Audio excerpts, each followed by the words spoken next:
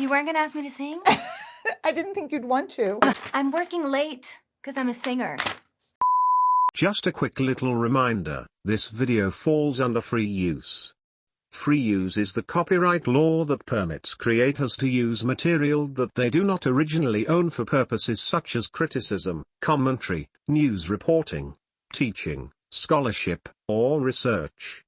Everyone will have credits in the end of the video and in the description. Cheers. Hey guys, welcome back to another video. It's certainly been a while since I've made a commentary video, so I figured it's time. Today, I want to talk about 1003, a relatively well-known character in the Tornado Siren Madness community.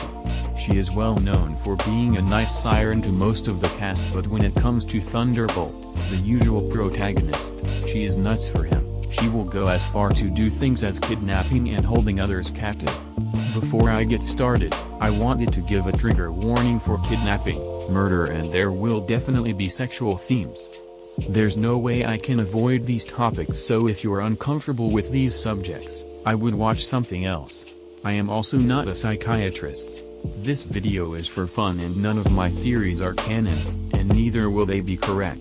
Last, but not least, I am not defending her behavior. She has done some really bad things.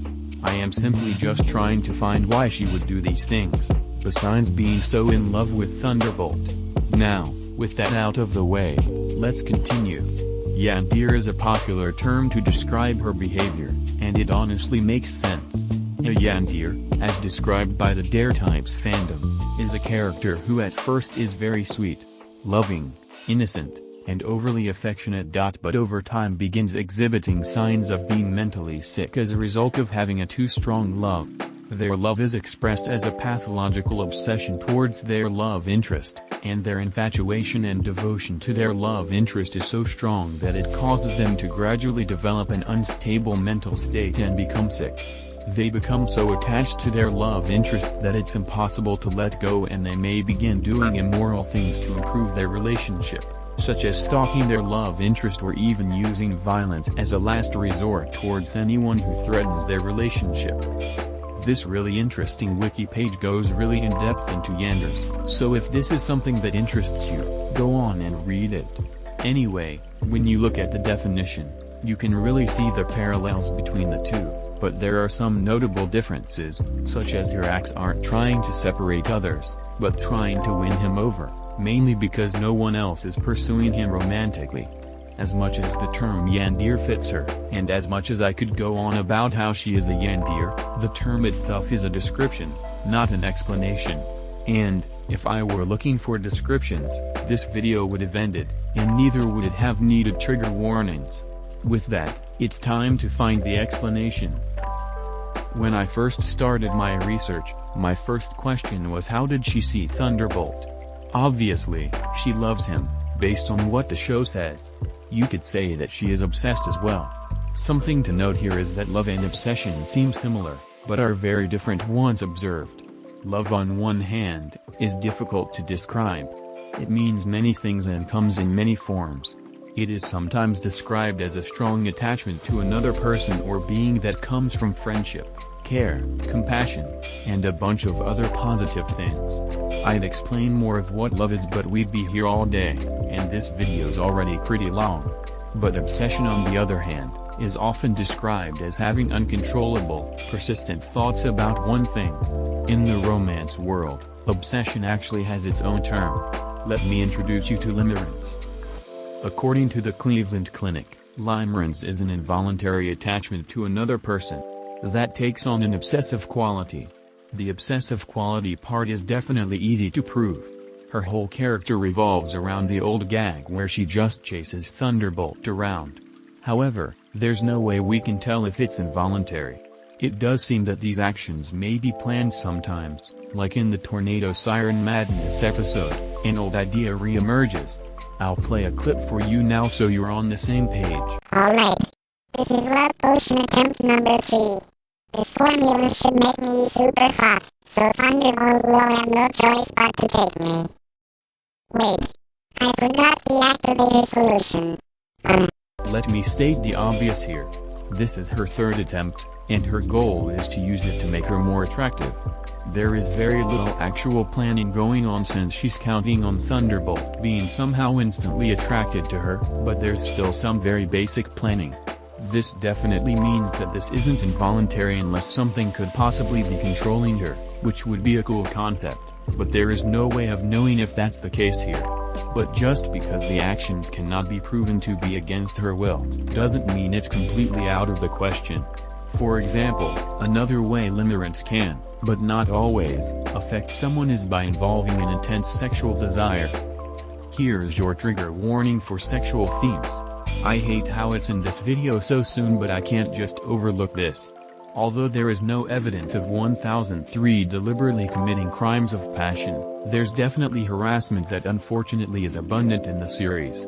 There's an episode about Thunderbolt in 1003 that piqued my interest while researching, specifically the parts where 1003 makes a lewd comment to Thunderbolt. Here's the clip. Now get over here. I want you inside me. Here's another example in the episode. Thunderbolt has had enough. Now let's make mini Thunderbolts. Wow. I didn't know you liked to brush. There's a lot worse that happened in these episodes that you will get to see later, don't worry. Right now, I'm mainly just focusing on their conversations that don't involve confronting 1003 with her behavior. She doesn't always make comments like these every time they interact per se, but these comments are very suggestive, thus being a good idea what her intentions are.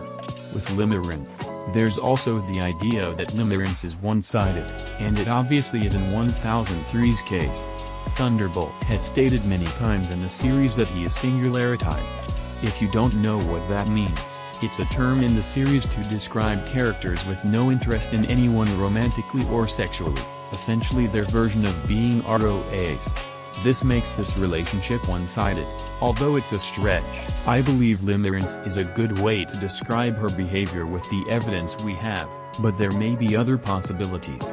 I was searching around for any other answers, which was difficult because my school's Wi-Fi blocks everything, and that's what I had to use at the time, and then I discovered something called obsessive love disorder. Now, obsessive love disorder, or OLD for short, is not a medically recognized disorder in the DSM, but it's still known as a problem. At first glance, it seems really similar to limerence, but the big difference I have observed is that limerence is usually compared to addiction and compulsive behaviors. Also, a lot of the time, those in limerence usually do not want to be in limerence. When you observe 1003's behavior, it doesn't seem like she'd rather be doing something else. OLD is much less an addiction and more of a disorder. Before I start talking about the parallels, I should explain what OLD is. According to Healthline, not my first choice when it comes to sources, but I digress, obsessive love disorder, OLD, refers to a condition where you become obsessed with one person you think you may be in love with. I apologize for the vague quote, but I'll explain it more as we go on. Now, how is this a way to describe 1003? Let me explain. With any condition, OLD has symptoms. These include an overwhelming attraction to one person, obsessive thoughts about the person, feeling the need to protect the person you're in love with, possessive thoughts and actions, extreme jealousy over other interpersonal interactions, and low self-esteem. First of all, the attraction to someone is very much there with 1003. I wouldn't be making this video if it wasn't there. Note that this does overlap with limerence, so it's not important. However, I will talk about the jealousy and possessive thoughts. I found a really good example in a certain episode. This episode is very controversial, so I will spend as little time looking at it as possible. I'll play the clip now. That's my thunder baby. That's my thunder baby. The only thing I will state about this scene is that this is obviously extreme jealousy, and based on the actual words said, this is from a place of being possessive. I'm going to move on now. Anyway. So, we have a few examples of limerence, and some of OLD. With how little stuff there is to work with when it comes to finding parallels to their behaviors, and how similar they are, the common cause that aren't there, They're more unexplainable behaviors. It seems like the reason why doesn't really lay in how her mind works, but maybe someone else's. I was talking to a friend of mine on Insta about this subject when he mentioned his theory, that 1003 may be just an innocent girl, but it's Furry Bolt that's making her do all these things. It instantly reminded me of a scene that is commonly overlooked. We're gonna take a look at another scene in Thunderbolt Has Had Enough. Here's the clip. No. Please no. Ha. You're disarmed. Now you better marry me right freaking now or I— Look. It's very quick, so it can be hard to notice, but it's there. 1003 seems to glitch momentarily. Notice how the tiny area affected by the glitch makes the skin. Is it skin? Appear red? Like how Furry Bolt's skin is? And did you notice that she was demanding Thunderbolt to marry her? Looking at this now, it feels so obvious. She isn't just a Yandere trying to achieve her love in strange ways, but is a young girl whose body is a home for another mysterious entity. But this raises some other questions. Who exactly is Furry Bolt? Why does she want to marry Thunderbolt? Why must she use 1003's body? I can't answer all of these, mainly because she hasn't appeared that much, not leaving a lot of room to learn what she is. As for who she is, in Owen Lester's wiki, the same friend that I was talking to, Furrybot is simply described as an evil version of 1003 that comes out if 1003 is possessed by a hacking chip, something used in another multi-episode special, or if she gets too angry. Most of the time, Furry Bolt mainly just wreaks havoc on TSM World with her ability to control the weather. That glitch was the only glimpse we have of Furry Bolt possibly having a motive as to why she's here other than to just do what she wants. But why? I do have one very outlandish theory. It probably won't be right, but it seems fun, so I'm talking about it anyway. What if Furry Bolt isn't meant to be a whole other character to worry about, but maybe she can be observed as a symbol? As in a manifestation of 1003's darker side?